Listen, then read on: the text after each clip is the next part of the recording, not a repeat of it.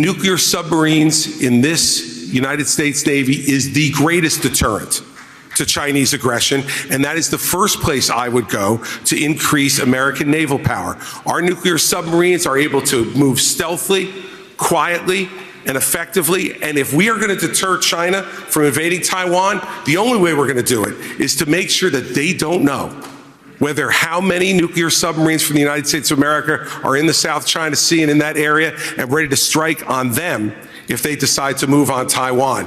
And so we, as our first priority, need to go directly to our nuclear sub-program queue, and we need to increase it drastically. That would be priority number one. Ships would come next, but to me, the ships are secondary choice here. The submarines are the single most important thing that we could be deterring, that we could be using to deter China. This is like but the other thing we could do to deter China is to let them know that the blood money they're spending for Russia in Ukraine right now will not be effective, that we send Putin home with his tail between his legs and make them understand that the same fate waits for them if they decide to move towards Taiwan with a more aggressive nuclear sub-program. We'll be able to make that threat real. Thank you, Governor. We're going to take a brief pause now, and we'll be back to the Republican I don't know that presidential we need more subs to have a legitimate threat, nuclear threat.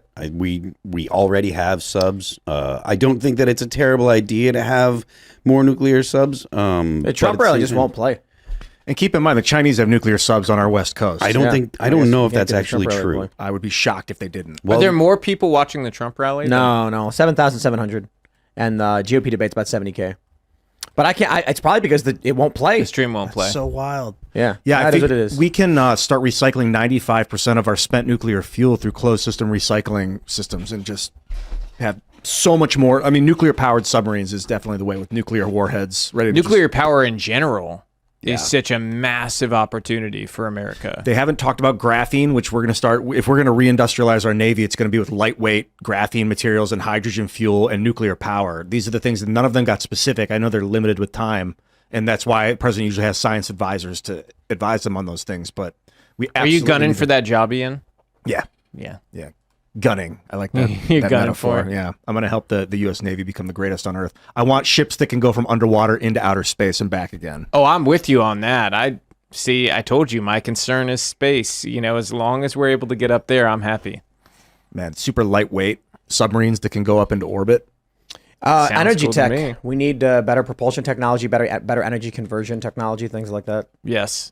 Yeah, like what, plutonium? No, I don't know about I defer to the nuclear scientists. That stuff's very heavy. Remember, nuclear subs are just, it's just used to heat water. It's just a steam engine. So the tech for nuclear sub to make the rotor spin is going to be significantly different to what would be necessary to actually have propulsion that can defeat. It's easy because they're floating. Like piezoelectric power, where you actually can vibrate substrates to create electrical current. That's so you don't actually need steam. Like that's the next step of energy production.